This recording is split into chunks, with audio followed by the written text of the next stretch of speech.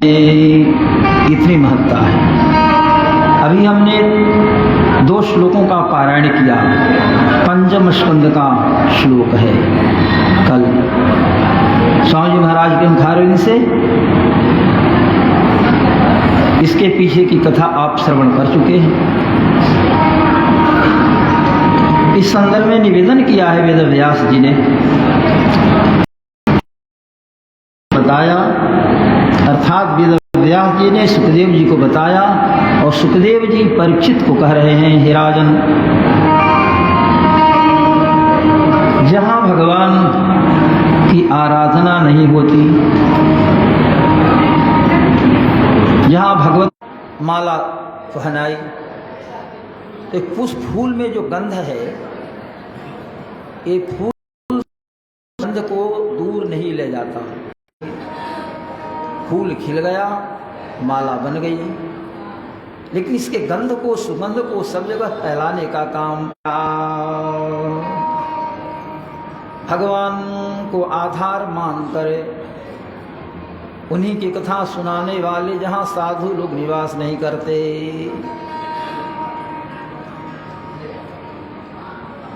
और जहां यज्ञ नहीं होता, यज्ञपति यज्ञेश की आराधना नहीं होती, न यत्र यज्ञे समखा महोत्सवा,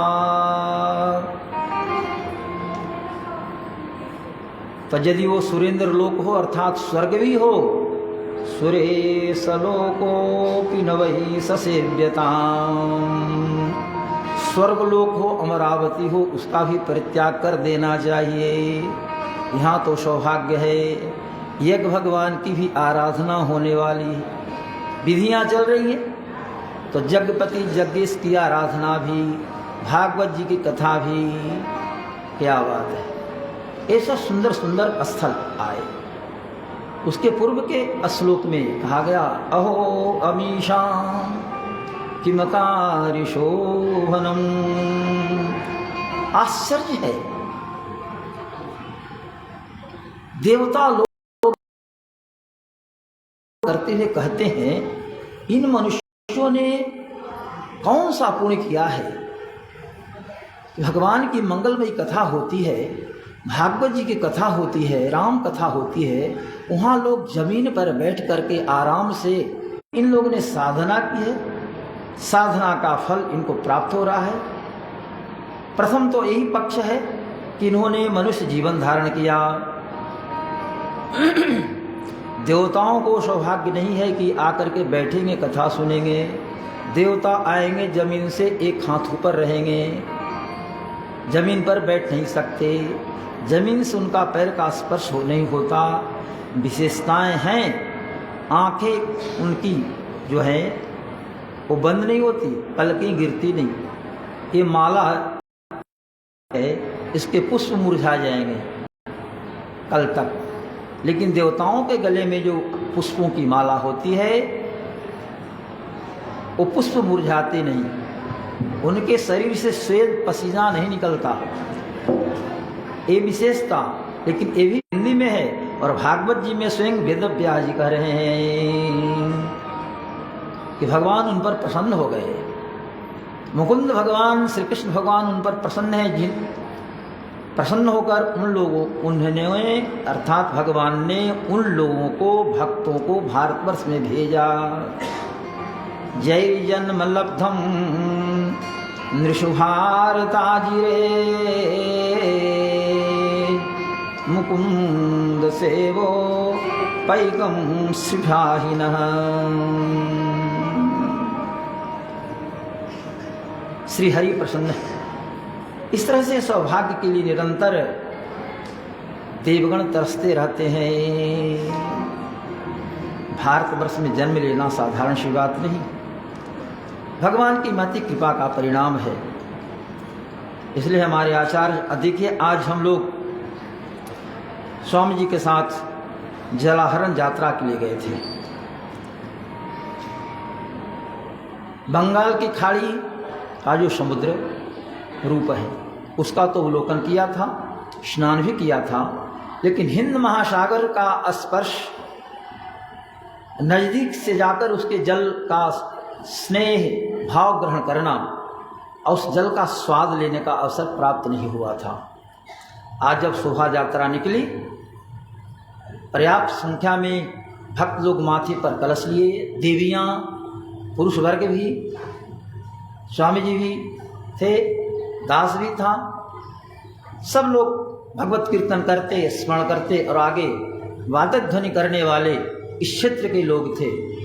जगह जगह पर लोग दोनों तरफ कतार में खड़े चित्र ले रहे हैं।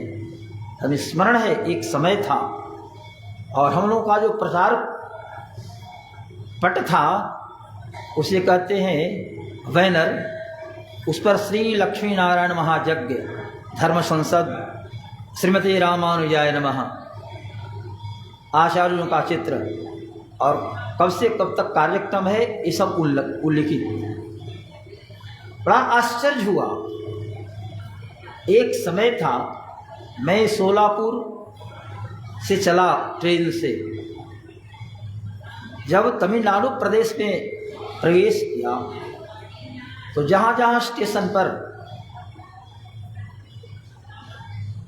अंग्रेजी, तमिल और हिंदी में स्टेशन का नाम लिखा था, तो हिंदी में जो नाम लिखा था सब जगह देखा अलकतरा से पोता हुआ है। सब जगह एक भी स्टेशन पर हमने नहीं देखा कि अलकतरा के बगैर हिंदी भाषा में कुछ है। दूरी थी, लेकिन आज इस क्षेत्र के लोगों की भावना का सम्मान मैं करता हूँ। लोग चित्र लेते देखे गए, सम्मानपूर्वक खड़े हैं और आश्चर्य के साथ श्री वैष्णव का दर्शन कर रहे हैं। कितना परिवर्तन हुआ। ये 86 की बात मैं बता रहा हूँ। स्टेशनों पर हिंदी में जो कुछ लिखा रहता था सबको अलकतरा से पोता हुआ हमने पाया। प्रत्येक स्टेशनों पर दुनिया बदली, समय बदला, मौसम बदला, परिस्थितियां बदल गई और आज उत्तर भारत से दक्षिण भारत के अंतिम छोर पर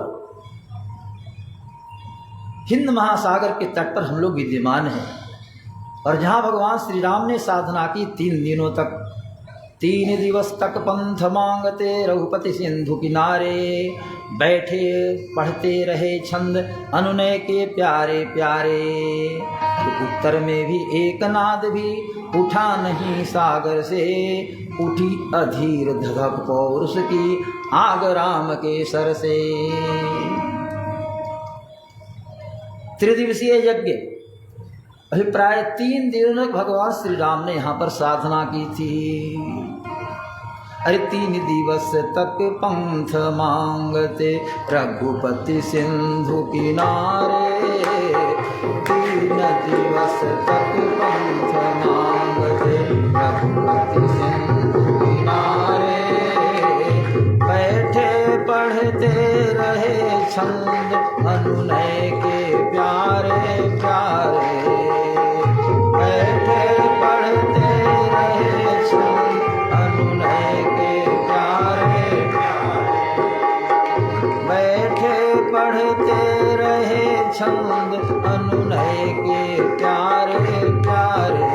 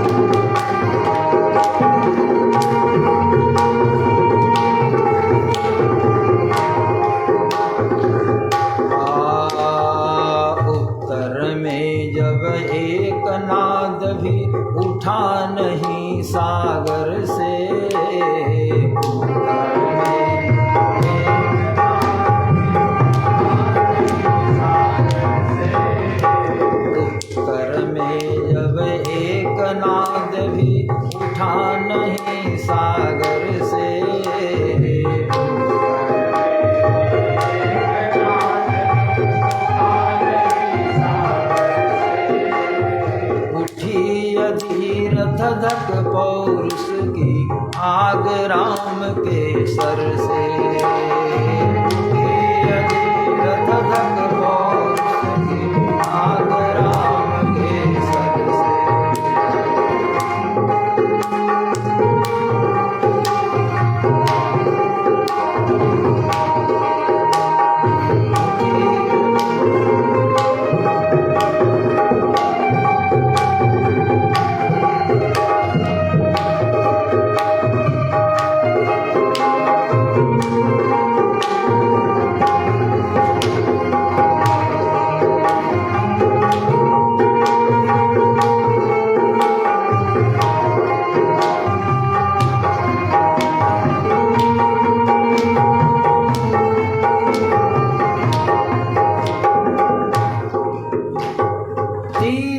भगवान श्री राम अनुनय विनय करते रहे, हे सागर। उसी सागर का हम लोगों ने दर्शन किया और वहीं से जलाहरण हुआ। स्वामी जी के साथ हमारे सब आचार्य पंडितगण थे। मंत्रोच्चार विधिवत यज्ञपति यज्ञेश के विनियोग में आने के लिए, लाने के लिए जलाहरण कार्यक्रम हुआ। शांत गंभीर समुद्र, आहा, भगवान श्री राम की विशेषता समुद्र के सदृश वो गंभीर है। उधर के समुद्र हम लोग ने पूरी में देखा था, वहां उछाल है, तरंगे। यहाँ के समुद्र को शांत देखा, तो समुद्र की महनीयता गुणवत्ता इसमें है, वो शांत रहे।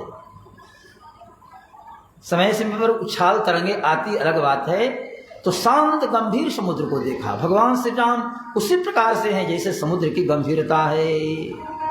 समुद्र इव गंभीर्ये। 3 दिवस तक भगवान मांग करते रहे, मुझे मार्ग दे दो, मार्ग दे दो। यही है मर्यादा, यही है रामत्व, यही है हमारी भारतीय संस्कृति की नींव। भारतीय संस्कृति को उच्चायमान भारतीय संस्कृति के विजय ध्वज को आकाश में फहराने का मूल कारण मर्यादा है। चाहते भगवान श्री राम तो शुरू में ही बाण उठाते और अग्निबाण से समुद्र को सोख लेते, लेकिन क्या मर्यादा है।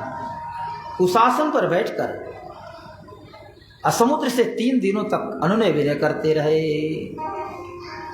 लेकिन 3 दिनों तक समुद्र की तरफ से कोई आवाज नहीं आई, एक लहर भी नहीं उठी, थोड़ा भी संकेत नहीं मिला कि राम जी की प्रार्थना सुनी जा रही है। सीमा एक होती है, भगवान को लगा कि अब मुझे इस रूप में ही रहना है। लक्ष्मण को उन्होंने कहा, लक्ष्मणवान सरासनानो, धनुष्मान लाओ लक्ष्मण, वारिधि समुद्र को मैं सोख लूंगा। सोशो वारिधि विशिख किसान, अग्निबाण से मैं समुद्र का सोख लूं, समुद्र को सुखा दूंगा। तो उठी अधीर धधक पौरुष की आग राम के सर से। जब व्यक्ति निश्चय पर पहुंच जाता है कि हमें यह करना है, तो पुनः परिणाम सामने आ जाता है। भगवान ने जैसे हाथ में धनुष्वान एक किया, समुद्र में विचित्र स्थिति पैदा। जितने अंदर के जीव थे वो सब ऊपर की ओर आ गए। समुद्र का जल एक प्रकार से खौलने लगा, आकुल व्याकुल, केवल सरसंधान के साथ ही। आग दूर रहती है, लेकिन दूर से भी उस गर्मी का अनुभव होता है। सूरज बहुत दूर है, दिन में देखा आपने, तो दूर रहने पर भी उनके प्रकाश से लोग संतप्त होते हैं। उसी प्रकार से भगवान श्री राम के हाथ में एक धनुष्बाण है, चलाया नहीं है, क्रोधित होकर केवल अनुसंधान किया। और समुद्र के अंदर ज्वार भाटा, सारे जीव ऊपर नीचे आ रहे हैं। अंत में समुद्र ने देखा कि अब तो मेरी मर्यादा नष्ट हो गई, मैं सोख लिया जाऊंगा।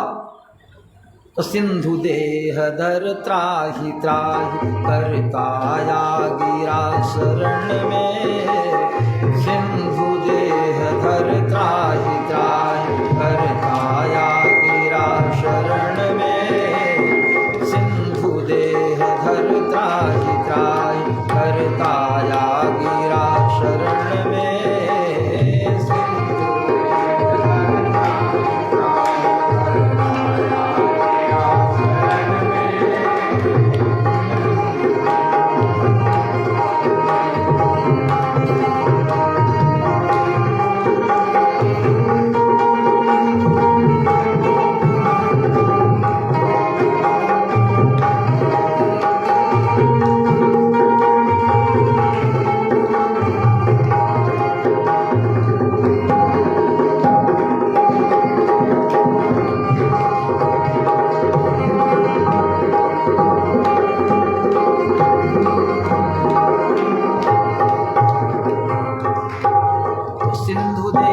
त्राहि त्राहि करताया गिरा शरण में, शरण पूज दासता ग्रहण की बंधा मूढ़ बंधन में।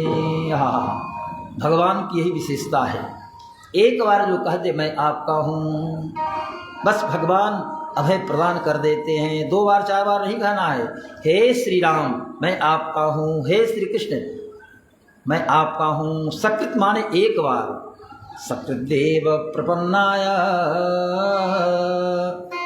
तवास्मि इति च याचते, अभयं सर्वभूतेभ्यो ददामि तद्व्रतं मम। एक बार जो कह देता है तवास्मि मैं आपका हूँ, भगवान अभय दान कर देते हैं। तो सिंधु समुद्र, आज सब बातें ध्यान में आ गई। जब हम लोग समुद्र किनारे हिंद महासागर के तट पर गए, मंदिर से के उस तट पर वैदिक मंत्रों का उच्चारण हो रहा था। स्वामी जी के साथ हमारे आचार्य पंडितगण उल्लास के साथ क्रियाओं के संपादन में सन्नद्ध थे, कटिबद्ध थे। यजमान लोग जलाहरण के लिए उत्सुक थे। समुद्र की ओर दृष्टि जा रही थी। स्वामी जी ने कहा क्या गंभीरता है, शांत। जी हाँ, हमने कहा वही राम जी का उदाहरण कि बस भगवान श्री राम के विशेषण में आया, इसे समुद्र के सदृश वो गंभीर है। तो भगवान गंभीर होकर के 3 दिन तक यहाँ रहे। जहाँ राम की उपस्थिति हो गई, श्री कृष्ण की उपस्थिति हो गई, वहाँ हम लोगों के लिए तीर्थ हो गया। इसलिए तीर्थ स्थान है। भगवान श्री राम ने यहाँ अपनी उपस्थिति से इस भूमि को पवित्र बनाया है। समुद्र मनुष्य का रूप ग्रहण किया, भगवान के चरणों में आकर के गिरा, मुकुट रख दिया, रत्नादि लिए है और चरण पूज दासता ग्रहण की। चरण का पूजन किया और कहा दासोस्मि, हे प्रभु मैं आपका दास हूँ तो जड़ ही ना, समुद्र जड़ है तो जड़ के अंदर कहाँ से चेतना आवे, चैतन्य कैसे बने? चेतन आत्मा चैतन्य होने वाली क्रिया, तो मैं तो जड़ पदार्थ रहा और आपके पूर्वजों ने मुझे एक किया है, तो हमारी मर्यादा की रक्षा आपके हाथों में है। भगवान ने कहा ठीक है। अभिप्राय, कहीं शक्ति के प्रदर्शन की आवश्यकता होती है। सच पूछो तो सर में ही वसती है दीप्ति विनय की, संधि वचन संपूज्य उसी का जिसमें शक्ति विजय की। सहनशीलता क्षमा दया को तभी पूजता जग है, बल का दर्प चमकता उसके पीछे सब जगमग है। ये भारतवर्ष के एक दिव्य अवतार धरण किए परमात्मा की लीला का एक अंश है। यहीं पर आया मर्त्यावतारस्त्युमर्त्य शिक्षणम रक्षो बधाई वन केवलम विभो।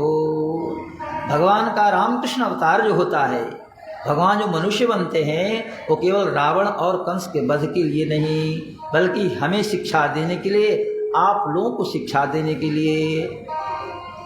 मर्त्य शिक्षणम, कहाँ कैसा व्यवहार करना है, पिता के साथ कैसे बोलना है, पत्नी के साथ कैसे सहयोगात्मक रूप से जीवन निर्वाह करना है। पुत्र भी यदि बड़ा हो जाए 16 वर्ष का, तो पिता का क्या कर्तव्य होता है। छोटा पुत्र है तो दंड दीजिए, लपड़ दे दीजिए, बड़ा हो जाए लालन पालन प्यार और करें, ज्ञान हो। लेकिन 16 वर्ष का हो जाए पुत्र, तो पुत्र को मित्र मान लीजिए, और रही तो पुत्र पिता के सामने तटस्थ हो जाएगा, नहीं आपकी बात में नहीं मानूंगा, तो वहाँ पिता अपमानित होंगे। इसलिए हमारे शास्त्रकारों ने कहा लालयेत 5 वर्षाणि, पुत्र छोटा हो 5 वर्ष तक लालन पालन प्यार करे। लालयेत 5 वर्षाणि, 5 वर्ष तक लालन पालन। 10 वर्षाणि ताड़येत, और 5 से 10 तक छोटे बच्चे को तो लोग ज़्यादा पीटते नहीं, अच्छा बच्चा है कोई बात नहीं, लालन पालन किया। 5 से ऊपर हो गया, 7, 8, 9, 10 आवश्यकता पड़ी तो कुछ दंड भी दे सकते हैं, लपड़ भी लगा सकते हैं। 10 वर्षानि ताड़ेत, ठीक 10 से ऊपर भी बढ़ जाए, 11, 12, 13 तक है ना, 16 तक आवश्यकता पड़ने पर कुछ दंड भी दे सकते। लेकिन पुत्र 16 वर्ष से ऊपर का हो जाए या 16 वर्ष का हो जाए तो पिता का कर्तव्य है, प्राप्ते तु 16 वर्षे पुत्र मित्रमिवाचरे, पिता का कर्तव्य है कि अपने पुत्र को मित्र मान लेवे। और जैसे मित्र से लोग व्यवहार करते हैं वैसे पिता माँ भी अपने पुत्र के साथ व्यवहार करें। कोई कार्य करना हो तो राय सम्मत लें। अब वहाँ भी पहले जैसे नहीं बनेगी, इसलिए हमारे नीतिकारों ने कहा कि पुत्र 16 वर्ष का हो जाए तो पिता सावधान हो जाए। अर्थात डरना नहीं है, पुत्र से डरना क्या, लेकिन समझे कि पुत्र बड़ा हो रहा है, इसके हमारे यहाँ की संस्कृति है, यही हमारी संस्कृति है। इसलिए देवता लोग चिंतन करते हैं, अहो अमीशाम किम कार्य शोभनम, इन लोगों ने कौन सा ऐसा अच्छा कार्य किया कि भारतवर्ष में इनका जन्म हुआ। रामकृष्ण की भूमि, एक कवि ने अच्छा लिखा, भगवान श्री राम ने स्वयं लंका से लौटने के क्रम में कहा था, जननी जन्मभूमिश्च स्वर्गादपि गरीयसी। लक्ष्मण, सोने की लंका है लेकिन मुझे उतना प्रिय नहीं लग रही है जितनी मेरी जन्मभूमि प्रिय है। भगवान देश से विदेश चले गए थे। भारत आ समुद्रात वै पूर्वात् आ समुद्रात पश्चिमात् तयोरेवांतरं गिरियो आर्यावर्तं विदुर्गुहा। पूरब में समुद्र, पश्चिम में अरब सागर, दक्षिण में हिंद महासागर, उत्तर में हिमालय। ये भारतवर्ष का क्षेत्र है, पूरा विश्व भारतवर्ष के अंतर्गत है। भौगोलिक स्थिति जो है श्रीमद् भागवत में, उसके अनुसार सब भारतवर्ष के अंतर्गत। समय बदला, भौगोलिक स्थिति बदली, और जैसे दधि का एक स्वरूप हो, पानी पर रख दे तो धीरे धीरे दधि बिखर जाता है। इस प्रकार से इंडोनेशिया, बर्मा इत्यादि इत्यादि जितने हैं, मलेशिया, ये सब भारतवर्ष से अलग हुए हैं। लेकिन इतिहास साक्षी है, वेदव्यास ने स्पष्ट शब्दों में सिद्ध कर दिया है, पूरी पृथ्वी भारतवर्ष के अंतर्गत है। समय सीमा में हम लोग हो गए, हमारा क्षेत्र भी थोड़ा हुआ, चीन वाले दूसरे नहीं। साधना के लिए सभी भारतीय उत्तर दिशा में गए। स्कंद पुराण की बात मैं बता रहा हूं। तो जो सचमुच भारतीय थे, उदात्त जिनका विचार था, वो लोग तो हिमालय में साधनारत हो गए, क्योंकि हिमालय देवताओं की आत्मा है। लेकिन ऐसे कुछ लोग थे जिनको उछल कूद में मन लगता था, डंडे भाले लिए हैं, जो जीव पकड़ा जा रहा उसको मार देते हैं, भूंजते हैं, खाते हैं।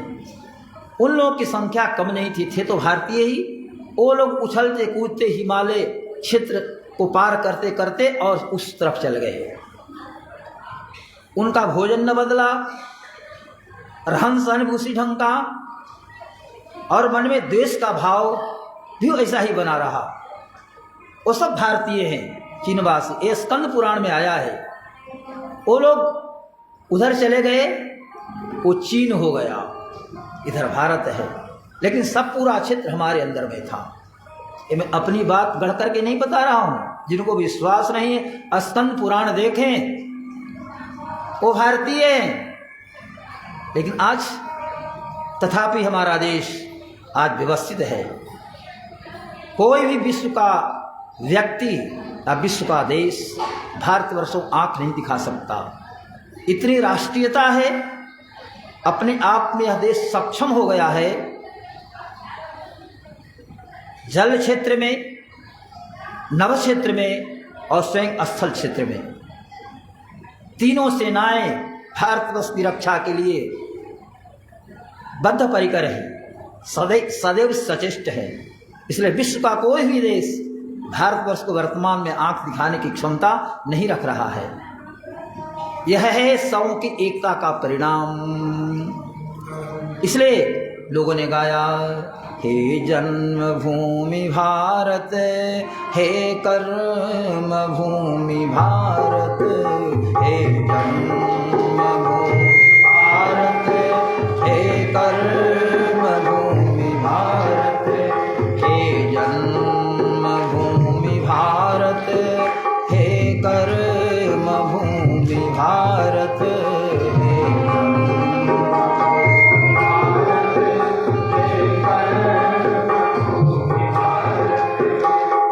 वंदनीय भारत, अभिनंदनीय भारत,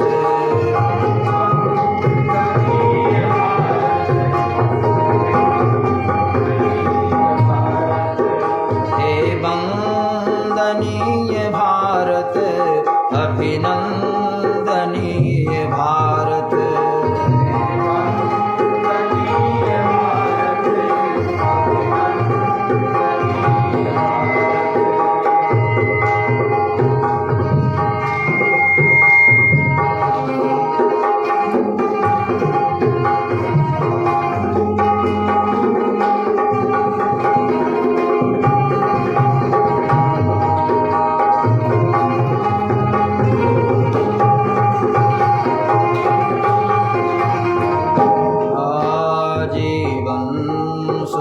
चढ़ाकर आराधना करेंगे,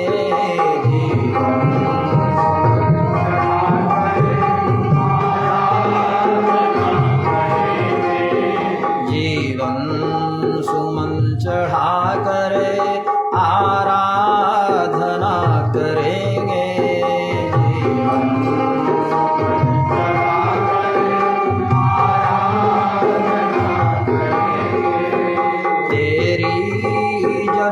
जन्म भर हम वंदना करेंगे,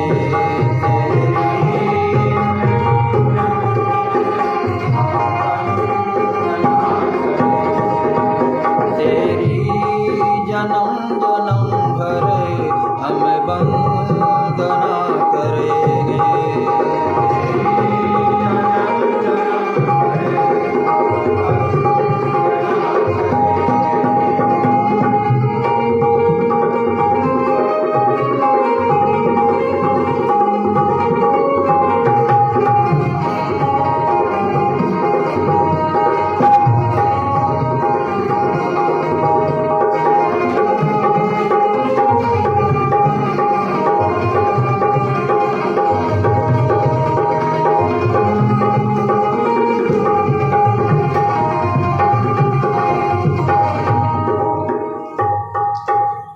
एक समय था विश्व के लोगों को हमारे भारतीय लोग आह्वान करते थे, आज भी वो बात है, आओ और भारत के जो अग्रजन्मा है इससे अपनी संस्कृति सभ्यता का ज्ञान प्राप्त करो।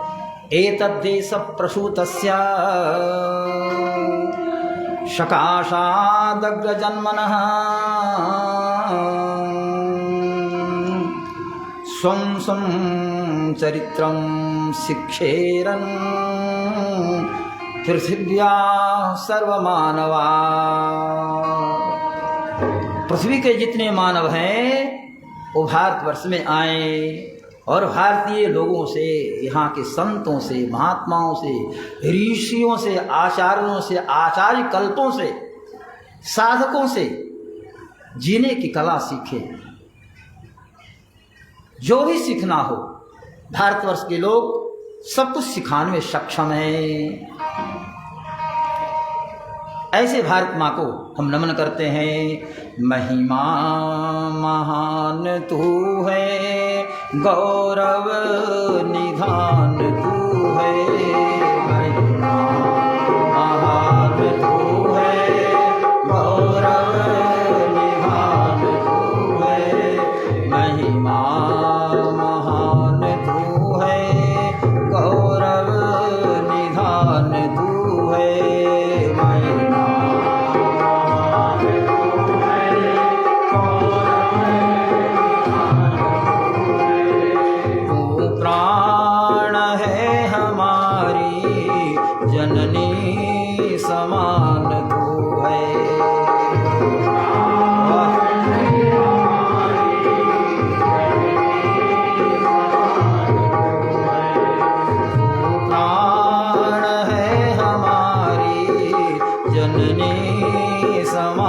को है।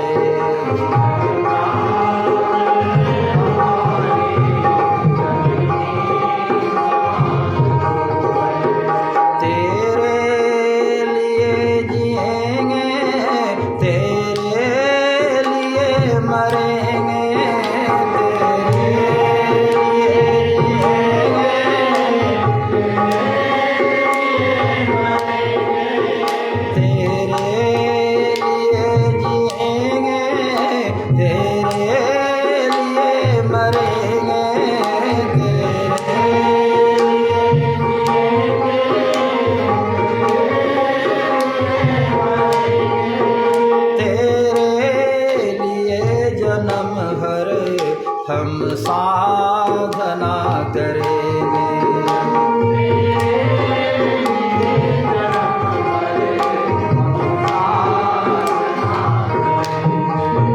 तेरे लिए जन्म भर हम साधना करेंगे।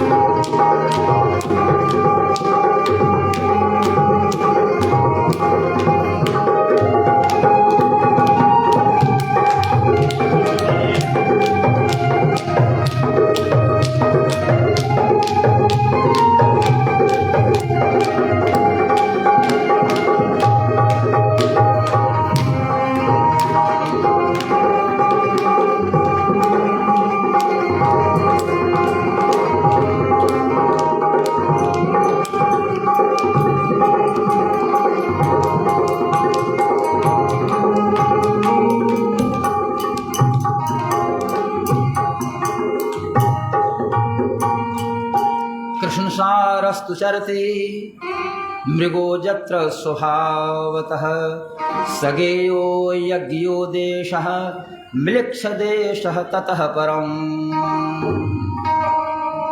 यहाँ जो कार्यक्रम हो रहा है इसके आयोजकों को धन्यवाद। बद्रिकाश्रम में कार्यक्रम हुआ, उत्तर भारत में द्वारिका में कार्यक्रम हुआ, जगन्नाथ धाम में कार्यक्रम हुआ और अभी रामेश्वर धाम में रंगनाथ क्षेत्र में कार्यक्रम हो रहा है। भारतवर्ष के असम्मानीय वंदनीय क्षेत्र है। भगवान ने सभी भारतीयों को एक सूत्र में बांधने के लिए इन स्थानों का चयन किया। गद्दिवस दास ने निवेदन किया था कि 4 युग हैं, सतयुग, त्रेता, द्वापर और कलयुग। अलग अलग युगों में इन चारों धामों की अलग अलग महत्ता रही है। कुछ लोग नहीं सुने थे, सुन सकते हैं। सतयुग में बद्रीनाथ धाम की विशेषता, त्रेता में रंगनाथ धाम रामेश्वर धाम की विशेषता, द्वापर में द्वारिका धाम की विशेषता और कलयुग में जगन्नाथ धाम की विशेषता। लेकिन ये धाम सदैव पूज्य है, सदैव वंदनीय है, ये चूंकि भारतवर्ष के हैं। इसलिए हे माँ भारती, ये भारत क्या भूमि है, रामकृष्ण की भूमि है। भगवान ने यहाँ अवतार लिया, जमीन पर लौटे, भारत वर्ष की जमीन के रेत मिट्टी उनके शरीर में लगी और तो और श्रीमद्भागवत के अनुसार ये विष्णु पत्नी है। सब लोगों को ऐसा करना चाहिए। पहले भी कभी आप सुने होंगे संतों के मुख से, प्रातःकाल आप जगे, चौकी पर हो, पलंग पर हो, जमीन पर पैर देने के पहले हाथ जोड़ लीजिए। हे माँ पृथ्वी, तुम विष्णु भगवान की पत्नी हो। अब मैं जग गया, तुम्हारे ऊपर पैर देने जा रहा हूँ। अब इसके बाद मलमूत्र का त्याग, जो भी काम करना होगा तुम्हारे ऊपर ही चलकर। ये माँ के शरीर पर कोई पुत्र मलमूत्र का त्याग करे, छोटा बच्चा के लिए तो सहे है, लेकिन बड़ों के लिए नहीं। लेकिन कर ही क्या सकते हैं, इसलिए क्षमा याचना करनी है। हे माँ, समुद्र का आप लोगों ने आज दर्शन किया, समुद्र ही तुम्हारा वसन है। वसन माने कपड़ा। हे पृथ्वी माँ, समुद्र ही तुम्हारा कपड़ा है,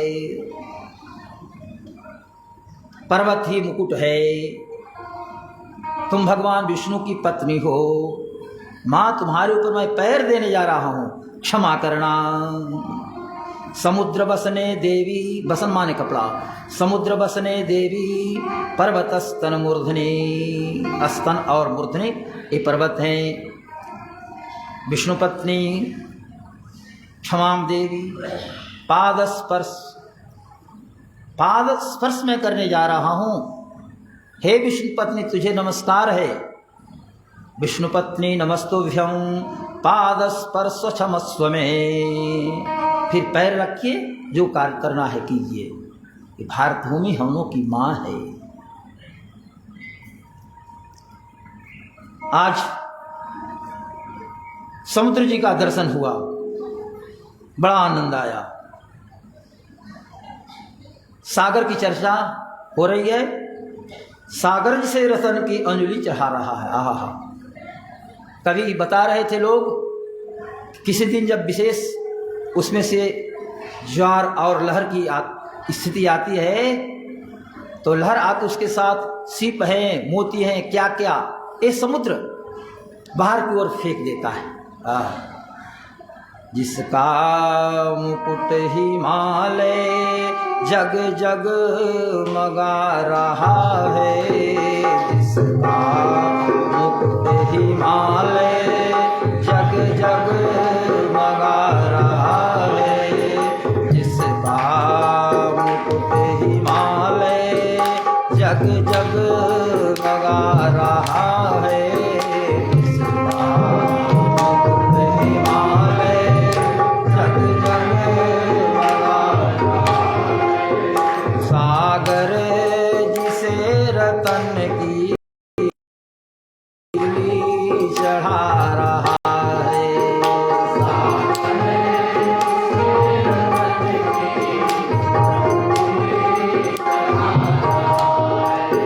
सागर जिसे रतन की, जिसका मुकुट हिमालय जग जग मगा रहा है, जिसका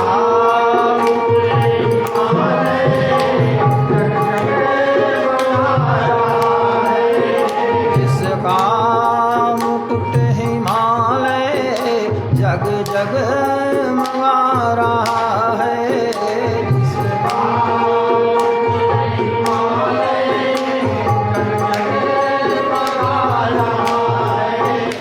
सागर जिसे रतन की अंजलि चढ़ा रहा है, सागर सागर जिसे रतन की अंजलि चढ़ा रहा है, सागर जिसे रतन की चढ़ा रहा है।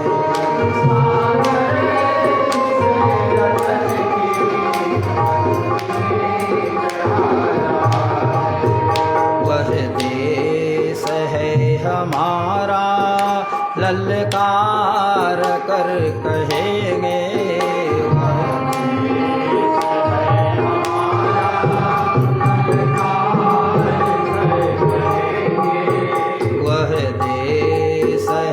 हमारा ललकार कर कहेंगे,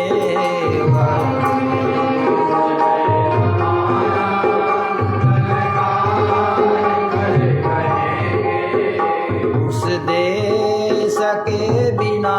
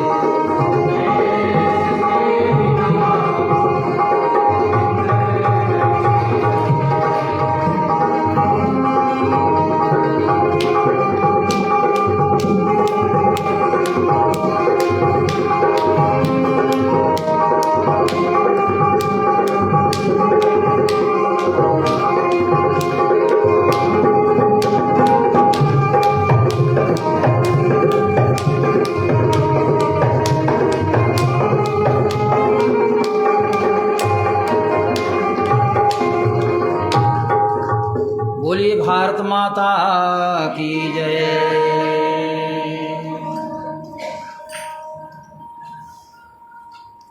महाराज प्रियव्रत हुए, उत्तानपाद के भाई थे। करदम से देवहूति का संबंध हुआ और उससे आगे वंश परंपरा बढ़ी। मनु शत्रुपा के माध्यम से प्रियव्रत, उत्तानपाद और 3 कन्याएं देवहूति, आकुति, प्रसूति, उन्हीं की वंश परंपरा आगे चल बढ़ी। पूरा क्षेत्र जो है से पूर्ण हुआ। प्रियव्रत प्रियम व्रतं यस्य, जिनका व्रत प्रिय है, ईश्वर की आराधना, भगवान की साधना, आत्मसमर्पण, भगवान के चरण में आत्मनिवेदन, उन्मुखीकरण क्रिया, यही सब कार्य है। श्रीमद्भागवत में सुखदेव जी परीक्षित को बता रहे हैं कि राजन, एक बार प्रियव्रत ने अनुभव किया, ऐसे 11 अर्बुद तक उन्होंने राज्य किया। 11 अर्बुद। एक दिन मन में आया, सूर्य नारायण इस धरातल का परित्याग कर देते हैं, अर्थात जब चल जाते हैं पश्चिम की ओर तो अंधकार छा जाता है। ऐसा क्यों न करूं कि हमारे राष्ट्र में अंधकार हो ही नहीं, दिन का दिन बना रहे। उन्होंने एक रथ बनाया, बड़ा दिव्य रथ, परिष्कृत रथ, स्वर्ण खच, कई विशेषताएं थी। उस पर आरूढ़ हुए और जैसे सूर्य नारायण के रथ में 7 घोड़े हैं, उसी प्रकार से रथारूढ़ होकर के सूर्य नारायण के सारथी अरुण हैं, जो गरुड़ जी के भाई हैं। सप्तासु रथ वाहन। तो सूर्य नारायण जैसे पूर्वी दिशा से ऊपर ऐसे होते पश्चिम दिशा की ओर आते, वैसे ही सूर्य के पीछे पीछे चलने लगे प्रियव्रत। दिव्य रथ है, भगवान की भक्ति उनके अंदर है। भक्त जो संकल्प लेता है भगवान उसे पूर्ण करते हैं। श्रीमद् भागवत में भागवत धर्म की बड़ी महत्ता है। एक भागवत ग्रंथ भी और भागवत पुरुष भी होते हैं। भगवता प्रोक्तम भागवतम, भगवतः अयम अयं ग्रंथ अयं पुरुषः, भगवान का ये पुरुष है, वही भागवत कराता है, भागवत कहलाते हैं। तो भागवत पुरुष की इच्छाओं की पूर्ति भगवान करते हैं। द्वितीय सूर्य के समान वो दिखाई पड़ने लगे और उन्होंने सूर्य के पीछे पीछे पूरी पृथ्वी की 7 प्रदक्षिणा की। इतना विशाल रथ, ऐसा दिव्य रथ, रथ के चलने से जो गड्ढा हुआ वो 7 समुद्र बन गए और बीच का जो क्षेत्र हुआ, भूमि बीच में ऐसे हो जाती है, गाड़ी चलने पर देखते हैं कि बीच में गड्ढा होता है और भूमि कुछ ऊंची हो जाती है, बगल की भूमि, वो द्वीप हो गए और उनके रथ के चक्के के गड्ढे से ये 7 समुद्र बन गए। अब 7 समुद्र कौन कौन है? एक समुद्र का तो अवलोकन हमने किया, पहले भी देखा था पुरी में, और अरब सागर में गोकर्ण में गया था एक कार्यक्रम में, अखिल भारतीय भाषण प्रतियोगिता में पुरस्कृत हुआ था। वहाँ अरब सागर गोकर्ण है, जहाँ चंद्रमा ने शंकर जी की आराधना की थी। चंद्रमा को ससुर ने शाप दे दिया था। 27 नक्षत्र हैं, अश्विनी, भरणी, कृतिका, रोहिणी, अंतिम में रेवती। चंद्रमा ने 26 की उपेक्षा की और केवल रोहिणी से ज़्यादा संबंध बनाया। शेष जो स्त्रियां थी अश्विनी, भरणी, वो अपने पिता के पास गई कि हमारे पति हैं, एक स्त्री के साथ विशेष स्नेह करते हैं, केवल रोहिणी के साथ और हम लोग की उपेक्षा करते हैं। तो ससुर ने शाप दे दिया चंद्रमा को, जा तुझे क्षय रोग हो जाए। तो चंद्रमा को क्षय रोग हो गया।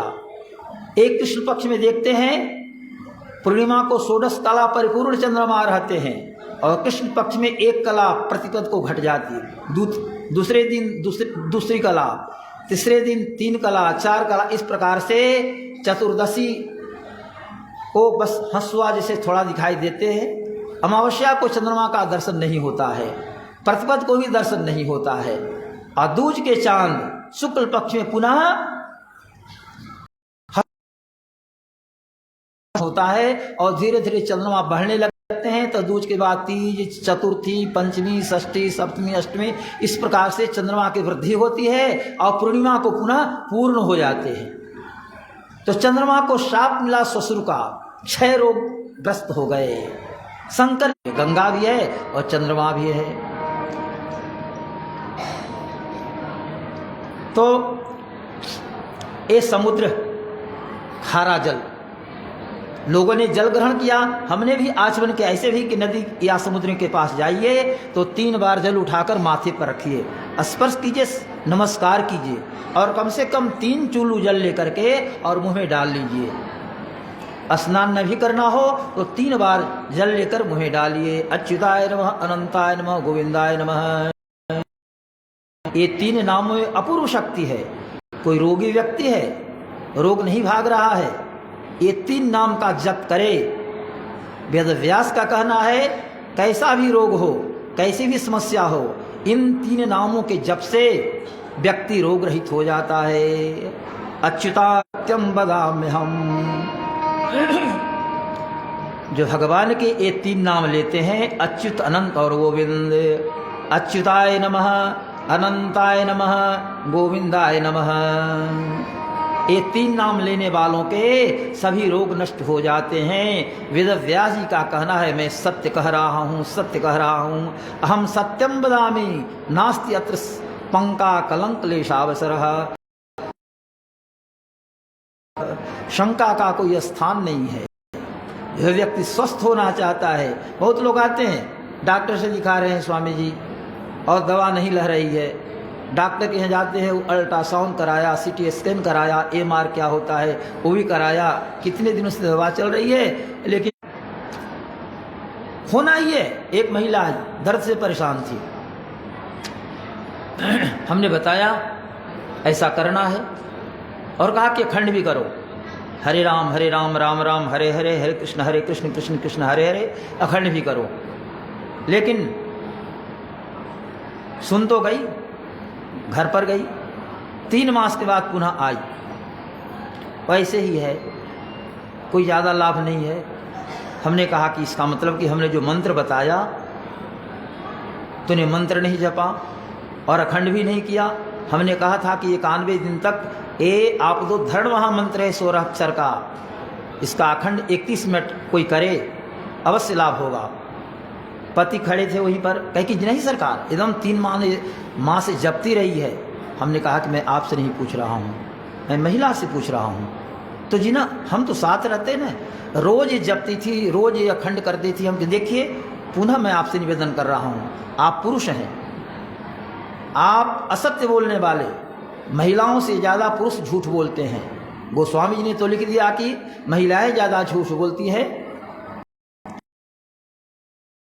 अनृत चपलता माया, भय अविवेक अशौच अदाया, अवगुण 8 सदा उर रहें। ये महिलाओं के अंदर 8 अवगुण रहते हैं। साहस, अनृत माने झूठ बोलना। लेकिन मैं मानता हूं कि नहीं, महिलाओं से ज़्यादा झूठी तुम आश्रम में हो और मेरे पास हो। हम भगवान की आराधना करते हैं, छल कपट का भाव मेरे अंदर नहीं है। जो होता है मैं हृदय से कहता हूँ। और हमने देखा है कि कैसे 1 मिनट जमीन पर बैठ नहीं सकती थी वो महिला, पावापुरी के आई और उसे पता नहीं कि मेरे कपड़े कैसे क्या है, एकदम लुढ़क गई, दर्द से कराह रही है। पति ने उसके वस्त्र को ठीक किया, बैठी नहीं, संपूर्ण शरीर में गांठ गांठ में दर्द है, चिल्ला रही थी एकदम। हमने जो भगवान की कृपा से जो उपाय किया हमने बताया, महिला जी तुझे मुझ पर विश्वास है और तुम आई हो पावापुरी से, वहाँ जैन धर्मावलंबियों का सिद्ध क्षेत्र है, वहाँ से तुम यहाँ आ गई हो। मैं जो कह रहा हूँ उसका पालन करो। पड़ी पड़ी बोले कि सरकार जो आप कहेंगे मैं मानूंगी, हम हृदय से मैं कर रहा हूँ। हमने नृसिंह मंत्र भी दिया, अच्युतानंद गोविंद नामोच्चारण भेषजात नश्यन्ति सकला रोगा सत्यम सत्यम बदाम्यम, ये बता दिया, लिख कर दिया और कहा कि 21 मिनट अखंड करो। हमारे परमाचार्य व्यास पर जो स्वामी जी रहते हैं, इनके आचार्य स्वामी प्रमुख आचार्य जी महाराज वैकुंठवासी, वो बार बार कहते थे आप तो धर्म महामंत्र है, किसी प्रकार की विपत्ति हो आपत्ति हो इसका जप किया जाए, भगवान कल्याण करते हैं। हमने भी बहुधा देखा, बहुत बार देखा, एक बार नहीं बहुत बार, और एकदम सफलता मिली। वो महिला गई, उसने जप किया, पुनः 3 मास के बाद आई, आश्चर्यजनक परिवर्तन, क्या मैं बताऊं, रोमांच हो गया। बैठी, सब कुछ सुनाई, कहा कि बहुत लाभ सरकार, अब जीवन में मैं छोड़ नहीं सकती। अभी भी वो जीवित है, लेकिन ये महिला जिसके पति कह रहे थे कि नहीं 3 माह से जपी है, हमने पूछा कि सच सच बोलो, तुम आश्रम में हो, देखो झूठ बोलोगी, तुम्हारे बच्चे हैं? तो जी हाँ 3 बच्चे हैं। हम कि याद रखो तुम्हारे बच्चों पर प्रभाव पड़ेगा, जो कुछ कहना है सत्य बोलो। मेरी आत्मा कह रही है कि तूने न जप किया है न तूने अखंड किया है। हाथ जोड़कर कही सरकार एकदम सब ठीक करने गई थी, एक दिन भी हमने जप ली है और एक दिन अखंड कैली है। ये झूठ बोली था पति के संबंध में, ये झूठ बोली था हमरा से एको दिन न होवाल, जैसे पहले लोग जाके पढ़ गली, एको दिन जी हम यही मगही भाषा में एक दिन भी हमने स्वामी जी न जप किया न अखंड किया। हम कि बोलिए महाराज, उस युवक का नाम जुगल किशोर था, याद भी है। अब तो चुप। हमने कहा पुनः मैं इसी मंत्र को दे रहा हूं, तुम जाओ और जप कर देखो, नहीं लाभ हो तो फिर हमें दंडित करना। देखिए आज लाभान्वित है। भाई शास्त्र की बातें झूठी नहीं हो सकती। आग गर्म है, इसके लिए प्रत्यक्ष क्या है, स्पर्श कीजिए। जल शीतल होता है, ये तो त्वचा से स्पर्श कीजिए। फूल मुलायम होता है, त्वचा से स्पर्श करके देखिए। पत्थर कठोर होता है, स्पर्श करके देखिए। क्या है, ये प्रकृति का धर्म है। प्रकृति अपने स्थान पर सब काम करती है। समुद्र की गंभीरता सुनता था, उताल तरंग वाले समुद्र को देखा, लेकिन क्या समुद्र की गंभीरता है आज अनुभव किया। ऐसे ही समुद्र 7 बने। खारे समुद्र का तो अनुभव किया, 3 चुल्लू जल हमने लिया, अच्युताय नमः, अनंताय नमः, गोविंदाय नमः, बिल्कुल खारा, नमक मिलाया हुआ समुद्र का। ए शास्त्र ने कहा, वेद व्यास जी ने श्रीमद् भागवत में ये बात लिखी कि खारे जल का समुद्र है और ईख के रस का समुद्र है। ईख का जो रस होता है, ईख के रस का भी समुद्र है। और तीसरा 5वां समुद्र है, उसमें दूध है, केवल दूध है, क्षीर सागर, इसमें भगवान विष्णु रहते हैं। 7वां समुद्र है, 6ठा समुद्र है, उसमें मट्ठा है, तप्त है। और 7वां समुद्र है, उसमें मीठा जल है। मीठा जल लगता है कि उसमें शर्करा या चीनी मिला दी है, मीठा जल है। अब एक जल को हम देख रहे हैं कि खारा, कितना नमक मिलाया गया होगा, स्वतः अनुभव की बात बता रहा हूं। तो जब एक समुद्र को देख रहे हैं कि खारा जल वाला समुद्र हो सकता है, तो फिर शेष, लेकिन हम लोगों की दृष्टि से ओझल है। जैसे नरक है यहाँ अग्निकोण पर, ये भूः भुवः और स्वः। भूः माने पृथ्वी, भूः माने अंतरिक्ष और स्वः माने स्वर्ग। पृथ्वी से ऊपर 22 नरक, कहीं 28 नरक में लोग जाते हैं। तो नरक की भयंकर वेदना, उसके संबंध में जब सुखदेव जी ने सुंदर व्याख्यान किया तो डर गया परीक्षित कि हमारे द्वारा भी तो बहुत बड़ा अपराध हुआ है। हमने भी एक ऋषि के गले में मरा हो उस तरफ भेज दिया। परिणाम तो साफ मिला, शरीर जल जाएगा। कथा सुन रहा हूँ, कल्याण होगा, लेकिन कहीं न कहीं वो हमें किसी काल में नरक का भी भोगना पड़ेगा। सुखदेव जी ने समझ लिया कि हाँ ये देती है। तो जैसे बच्चा कितना भी गंदा होकर के आवे, मलमूत्र लगा करके आवे, लेकिन माँ उसको निर्मल कज्जल बना देती है, उसी प्रकार से भगवान के नाम में शक्ति है। सारे पाप ताप संताप को दूर कर देने वाला वो नाम है। कोटि विप्र बध लागहि जाहूं, आए शरण तजऊ नहीं ताहूं। शरणागत निज अनहित अनुमानी, ते नर पावर पापमय, तिन्हि बिलोकत हानि। तो भगवान कहते हैं कि करोड़ों ब्राह्मणों की हत्या करके जो मेरे शरण में हूँ, पावा निर्मल मन जन सोई पावा, निर्मल मन जन सोई पावा।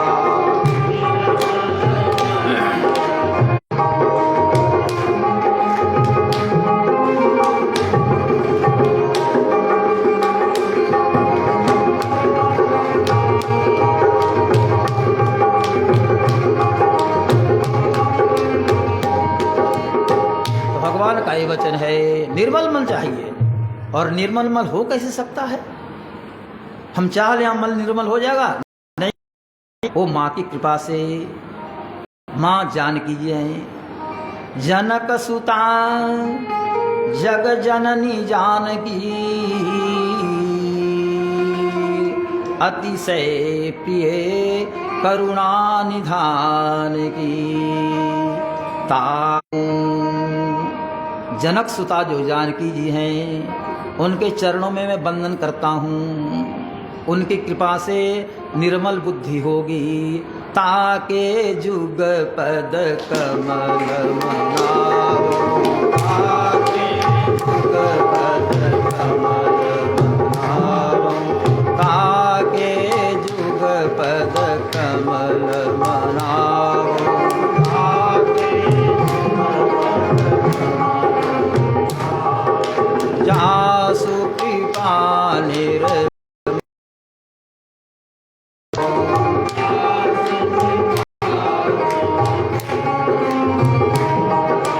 जासु कृपा निर्मल मति पाओ।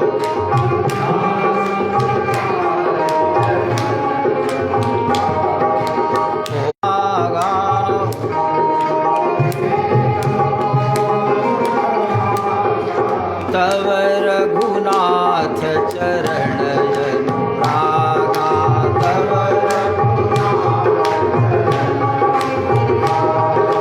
तव रघुनाथ चरण अनुरागा,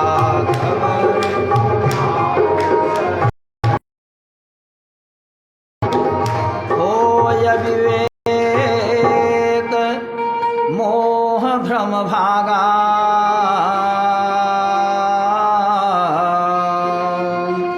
तव रघुनाथ चरण अनुरागा।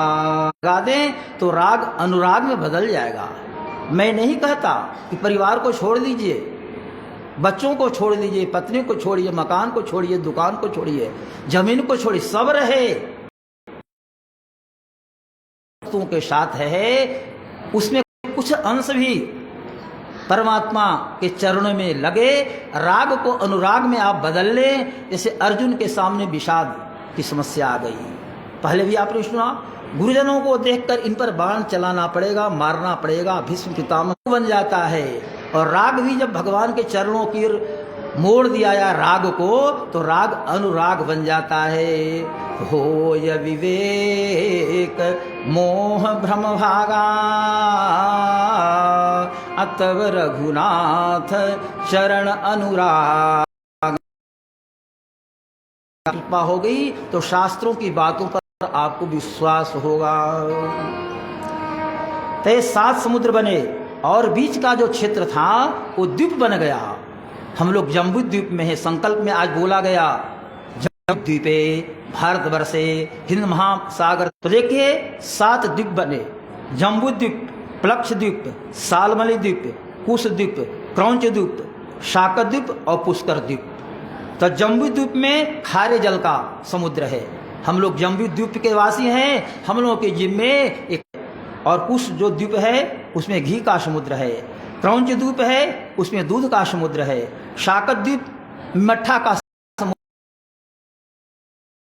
मीठा जल का समुद्र है। इस प्रकार से महाराज के 7 पुत्र हुए। आग्नेय, इध्मजीव, यज्ञबाहु, हिरण्यरेता, घृतपृष्ठ, मेधातिथि और वितिहोत्र। सबों को उन्होंने लोग भटकते रहेंगे इधर उधर। कभी ऐसी परिस्थिति आ जाती है कि घर परिवार के लोग अपने पिता स्वयं अपने पुत्र पर अत्याचार करने में इतना अग्रणी हो जाता है कि भगवान को खंभे फाड़ करके प्रकट होना पड़ता है और पुत्र की रक्षा करनी पड़ती है। क्यों? शास्त्र की महिमा के विपरीत काम करने के चलते। शास्त्र की जो मर्यादा है उस मर्यादा की रक्षा न करने के कारण शास्त्र कहता है ईश्वर पूज्य है, भगवान की आराधना करो। अंतर्यामी भगवान सबके हृदय में बैठे हैं। उतनी कृपा नहीं हुई है। वो लोग घूमने गए जिन पर भगवान की चित्र में रामनाथपुरम, भगवान श्री राम के चरण से पवित्र स्थल है। और तो और विश्व का इतना बड़ा मंदिर का गलियारा प्रथम ए है रामेश्वर मंदिर। विश्व में मंदिर का इतना बड़ा गलियारा कहीं है? ते जन पाप को कटते ही ना सक जान, ईसता ही को जानिए वेंकटेश भगवान। सर्व पापानि विं प्राहु कटस्तदाहुच्यते। तन हो जाए। रंगनाथ भगवान का तो दर्शन कल सुलभ हो गया।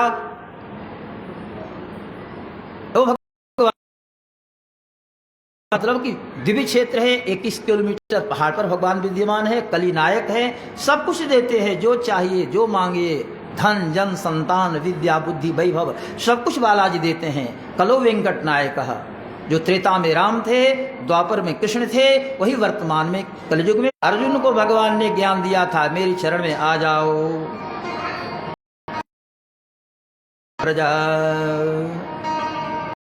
वही भगवान कृष्ण कलयुग में वेंकटेश बन करके आए हैं और ऐसे कह रहे हैं, अरे दक्षिण कर से सब प्रकार जुग शरण उपाय बताते हैं, त्यों बाएं कर से पुण्य भग के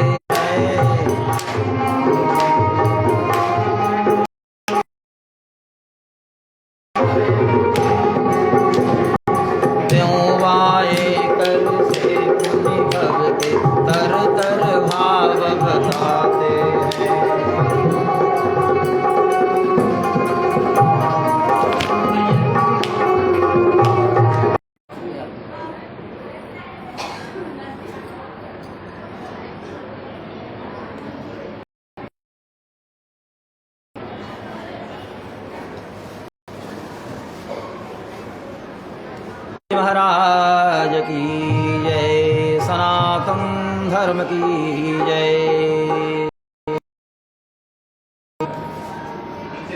श्रद्धावान महानुभावों, कार्य करते हैं करेंगे। हरत्वं तरध्वांतम हैवदन हेषा हलहला। अंदर का जो अंधकार है बाहर की शुद्धि साबुन से मिट्टी से कर सकते, वायु शुद्धि मिट्टी और जल से। तो वायु शुद्धि तो सबको सुलभ है, कल पर, नल पर, समुद्र में, जहाँ भी हो, लेकिन अंतः शुद्धि तो आचार्यों के माध्यम से ही संभव है। तो आचार्यगण एक आज करते हैं और आज सौभाग्य का विषय इस मायने में है कि हमारे आचार्य स्वामी जी के गुरुबंधु, हमारे परमाचार्य के स्वामी परमहंसाचार्य महाराज जी के शिष्य, जिनके कर्मकांड में स्वामी जी सहभागिता ग्रहण करके, उनका आज अवतार दिवस है। आश्विन शुक्ल पक्ष एकादशी को ही मई मास में जो हमारे आचार्य श्री वैकुंठवासी बन गए, आज ही के दिन उनका इस धरा पर अवतीर्ण होने का अवसर भगवान ने दिया था। आज उनका जन्म दिवस आचार्य जयंती के रूप में हम लोग स्वीकार करते हैं। जहाँ तहाँ भक्त लोगों ने सूचना भेजी है, हमें भी ध्यान में बात आ गई, तो जहाँ है यहीं से बस भगवान से मंगल कामना कर रहे हैं, प्रभु के पाद पदों में स्वयं लग गए हैं। कहीं चिंता ही नहीं होती वैष्णवों के लिए। रथ्यंतरे मूत्रपुरीश मध्य चांडाल विस्मथवा श्मशाने कृते प्रयत्नो ह्यकृत प्रयत्न देहावसाने लभते च मुक्ति। श्री वैष्णव लोग जहाँ गाड़ियाँ चलती है, रथ के चक्के धसे हों, लघुशंका लोग करते हैं, मुंह धो करके कुची फेंकते हैं, विष्ठा हो, मूत्र पुरुष, पुरुष माने विष्ठा, मूत्र पुरुष मध्य चांडाल का घर हो, श्मशान ही क्यों न है, लेकिन यदि वैष्णव शरीर का त्याग वहां भी करें, देहावसाने लभते च मुक्ति। देहावसान में, अंतिम काल में भगवान स्वयं स्मरण करते हैं। यदि भक्त स्मरण नहीं कर पाता है, भगवान ने कहा है हम स्मरामि मद्भक्तम नयामि परमां गतिम। यदि मातादि दोषेण मद्भक्तः न च मां स्मरेत् अहम स्मरामि मद्भक्तम नयामि परमां गतिम। वैसे भक्तों का स्मरण स्वयं कर लेता हूँ और वैकुंठ में स्थान देता हूँ। तो ऐसे श्री वैष्णवों के लिए, आचार्यों के लिए तो चिंता की कोई बात ही नहीं होती। वो तो भगवत धाम में भगवान की सेवा में कैंकर्य में संलग्न हो जाते हैं। हमारे संप्रदाय में कैंकर्य लक्षण विलक्षण मुक्तिभाज, भगवान के कैंकर्य में अपने आप को लगा देना ही मुक्ति का ओशोपान है, मुक्ति का मार्ग है। और मुक्ति का जो मार्ग बनता है, मोक्ष मार्ग तैयार किया जाता है, उसमें आचार्य लोग अग्रणी होते हैं। स्वामी जी लोग यही काम करते हैं, वैष्णव बनाना, उपदेश करना। अवस्था आचार्य श्री की 85 से ऊपर हो रही है। इस अवस्था में भी सुदूर उत्तर भारत से दक्षिण भारत के अंतिम छोर हिंद महासागर के तट पर आप पधारे, कार्यक्रम में भाग लेकर के और वैष्णवों को, सही भक्तों को मार्गदर्शन करा रहे हैं। अपने बच्चों से उनके कर्ण विवरों को आप्यायित कर रहे हैं। ऐसे आचार्य श्री ने काम किया, जिसका स्मरण स्वामी जी ने पूर्व में किया था। मंच से स्वामी जी ने वैकुंठवासी स्वामी जी का, जिनका आज अवतार दिवस है, उनका स्मरण किया था। तो भगवान से निवेदन है, वैसे आचार्य श्री भगवान की दिव्य लीला विभूति में कैंकर्यरत रहें, भगवान की सेवा में लगे रहें। हम लोगों की चाह ही है, कदा पुनः शंखरथांग कल्पक, कदा पुनः शंखरथांग कल्पक ध्वजारविंदांकुश वज्रलांछनम त्रिविक्रमत्तच्चरणाम्बुजद्वयं मदीयमूर्धानमलंकरिष्यति। कदा माया पारे विसद्विर्जापार सरसी परे श्री वैकुंठे परम रुचिरे हेम नगरे महारम्ये हरमे वरमणिमये मंडप बरे समासीनम शेषम। तब बस वो आप शेष पर विराजमान होंगे, तब वो समय आएगा, वहाँ मैं पधारूंगा और आपका दर्शन करूंगा। भूल देवी, नीला देवी, श्रीदेवी जिस प्रकार से आपकी सेवा करती हैं, उसी प्रकार से सेवा में हमारी भी सहभागिता होगी। मैं भी कुछ आपकी सेवा में सहयोग करने वाला बन जाऊंगा। वो कब अवसर आएगा? तो हमारे वैष्णव लोग तो इसकी चाह करते हैं, इसलिए हमारे यहाँ वैकुंठोत्सव मनाया जाता है। हाँ, आचार्य के जाने के बाद शोक नहीं मनाकर वैकुंठोत्सव मनाया जाता है, सब विधियाँ होती है। तो ऐसे आचार्य जी को नमन करते अपनी वाणी को विराम देता हूँ। और प्रतिदिन जैसे आप श्रद्धा के साथ समाहित चित्त होकर के स्वामी महाराज के वचनों का करोड़ों के माध्यम से पान करते हैं, क्योंकि ये भागवत रस है ना, तो रस जो है इसे कानों के माध्यम से पीना है। खाने वाला फल नहीं, रस है, दिव्य रस है। तो कानों से एकिए और लाभान्वित होइए। और जैसी परंपरा है, माल्यार्पण की विधि होती है, पुनः पद्य पाठ मंगलाचरण के रूप में ओ भजन भगवान नाम संकीर्तन, उसके बाद पूज्यपाद स्वामी महाराज का दिव्य प्रवचन, तो आप उससे भी लाभ उठाएंगे। आइए अपनी वाणी को विराम देता हूँ, और जैसे मंचीय व्यवस्था होगी ऐसा लोग आपको संकेत करेंगे और आगे क्रिया संपादित होगी। 2 बार जय घोष करें, बोलिए वृंदावन बिहारी लाल की, भक्त वत्सल भगवान की, पूज्यपाद श्री स्वामी महाराज की, सनातन धर्म की जय।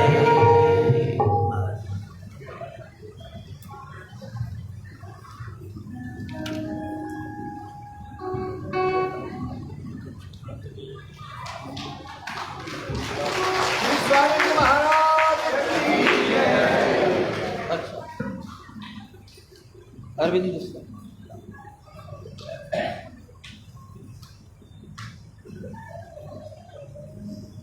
तनी बुक ना, क्योंकि मलबा तनी बुक के लिए छोटा बड़ा है।